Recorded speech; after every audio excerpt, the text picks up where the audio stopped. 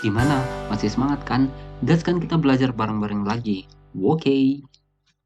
Nah, sekarang kita udah punya beberapa tabel operator untuk tiap operator logika ini. Jadi yang pertama adalah si atau nih. Jadi kan kita udah tahu nih kalau kemungkinan P sama Q itu nilainya benar salah, benar ataupun salah. Jadi ada beberapa kombinasi yang bisa muncul.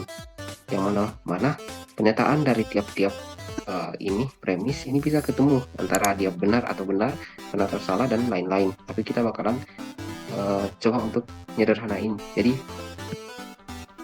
si B itu bisa lo bikin aja di sini benar-benar salah-salah. Nah, si Q-nya itu penyataannya benar salah, benar salah. Jadi dari kondisi-kondisi ini nih udah match. Jadi masing-masing pernyataan bisa ketemu. Nah, kalau misalnya pernyataan P dan Q ini dua-duanya benar, maka P atau Q keduanya benar. Karena ya lo gabungin nih kayak operator U yang ini union di himpunan. Lo gabungin kalau benar atau salah ya masih benar. Karena ada salah satu pernyataan yang benar. Nah, salah benar itu hasilnya juga benar. Nah, kalau misalnya salah-salah ya hasilnya pasti di sini salah karena keduanya yang udah salah. Jadi kalau lo gabung ya tetap bakalan salah. Nah, selanjutnya dan. Jadi di sini kita pakai konsep yang irisan di himpunan. Jadi intinya keduanya harus memenuhi. Kalau misalnya salah satunya saja yang memenuhi itu pasti hasilnya bakalan salah nanti. Nah, ini benar, salah, benar, salah. Nah, kalau misalnya keduanya penentuannya benar, ya di sini P dan Q ya benar. Kalau benar salah kayak gini, ya di sini salah. Ini juga salah, apalagi yang ini juga lebih-lebih salah.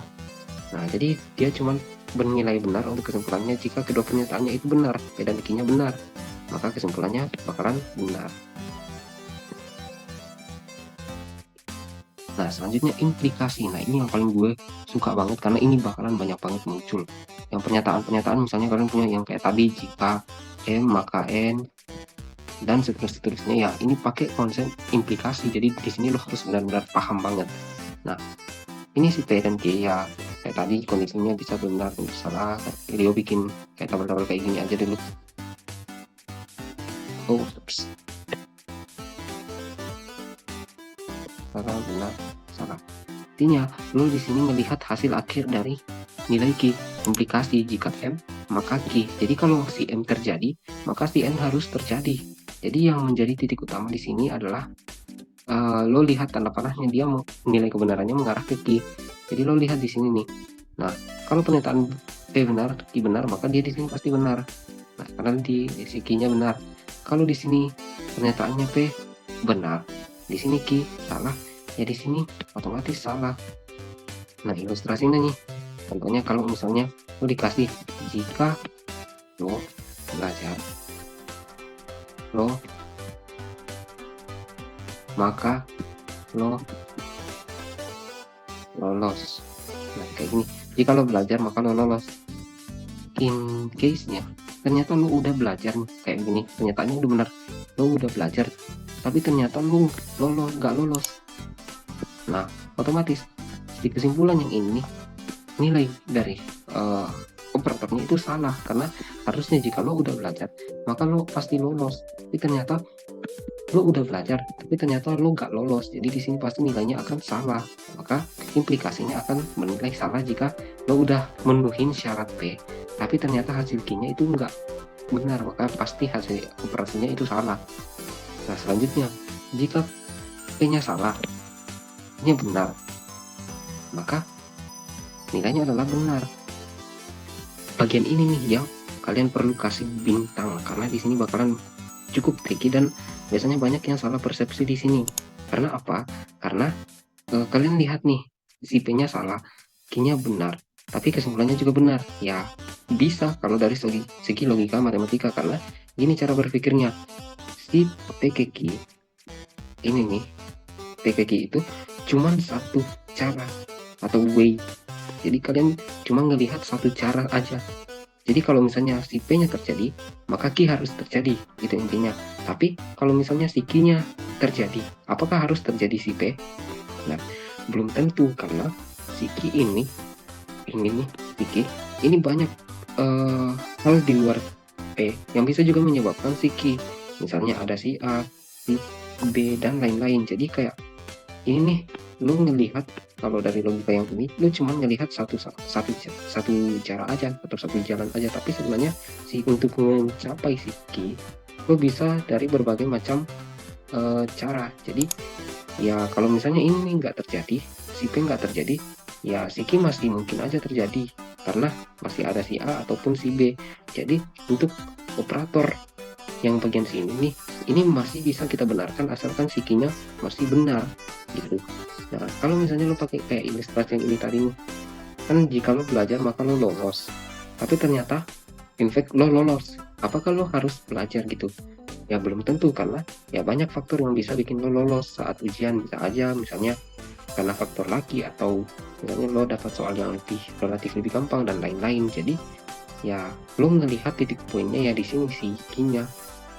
Nah selanjutnya di sini juga agak complicated nih. Kalau misalnya pernyataan P-nya salah, Q-nya salah, kira-kira gimana implikasinya? Ya di sini malah nilainya bernilai benar. Karena apa? Karena ya misalnya nih si P-nya nggak terjadi, maka si Q nggak terjadi, ya otomatis kesimpulannya yang benar. Karena ya contohnya nih, jika lo belajar maka lo lolos, lo tidak belajar maka lo tidak lolos, ya, itu pernyataannya yang benar. Karena harusnya nih, jika lo belajar maka lo lolos, tapi lo nggak belajar maka lo nggak lolos, ya betul. Dalam artian ya pernyataannya strukturnya betul gitu. Jadi simpelnya untuk hal ini adalah make it promise ya. Jadi lo kayak ngebayangin ini adalah suatu janji gitu. Jadi kalau P ya maka Q. Nah selanjutnya B implikasi. Nah lo bikin lagi nih B B S S B S B B S. Nah B implikasi, lo lihat tanda panahnya nih, dia double kayak gini. Jadi lo bisa sebenarnya ngelihat bahwa ini adalah pernyataan P ke Q sekaligus juga Q ke P, atau jika P maka Q, dan jika Q maka P. Makanya lo melihat kedua-duanya, si unsur P dan Q-nya. Nah kan yang pertama nih, jika pernyataan P dan Q-nya sama-sama benar, ya nilainya benar. Kalau misalnya si P-nya benar dan Q-nya salah, maka ini malah bernilai salah. Karena lo lihat struktur ini nih, yang si B implikasi ini analog sama yang ini di bawah. Jadi kalau misalnya salah satunya bernilai salah nih, karena dia kan pakai operator iris ya, atau dan. Jadi ini keduanya harus bernilai benar-benar. Gimana kalau misalnya lu ngelihat nih si P-nya benar, Q-nya salah, ya berarti di sini kan B, GS. Nah implikasinya kan otomatis di sini hasilnya salah. Jadi dan lo pakai kalimat di sini ada kata dan atau operator dan. Jadi di sini hasilnya salah pasti. Karena di sini buat jadi benar ya harus dua-duanya benar, atau kalau nggak sekalian P sama Q-nya ini salah, biar hasilnya bakalan sama-sama benar gitu. Lu bisa lihat nih di sini, kalau P dan Q-nya salah, ini P dan Q-nya salah, di sini salah, di sini juga salah, ya ini benar nilainya ini kan. Kemudian Q-nya juga di sini salah, di sini juga punya salah, ya di sini juga benar. Dan lo pakai operator dan di sini, jadi benar dan benar dan benar, ya di sini hasilnya benar. Oke, mungkin ya operator begini nih, kalau yang atau sama dan itu ya relatif lebih mudah, tapi di implikasi sama implikasi nih lumayan agak-agak tricky. Jadi lo harus pelajari pelan-pelan.